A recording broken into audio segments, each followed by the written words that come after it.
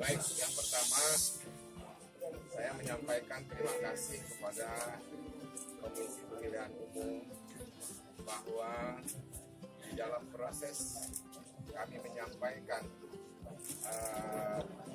calonan ini sudah terpenuhi dengan baik. Oleh karena itu harus kerjasama, mudah-mudahan pada masa yang akan datang inilah cerminan bahwa kita berkeinginan untuk mencalonkan, tapi persyaratannya sudah terpenuhi. Lalu yang kedua,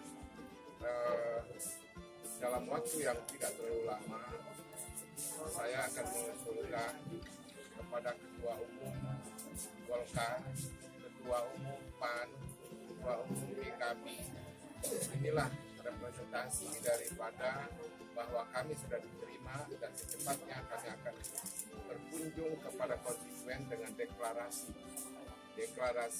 yang akan kami sampaikan kepada rakyat bahwa sudah waktunya koalisi ini untuk 2019-2024 memimpin Provinsi Lampung.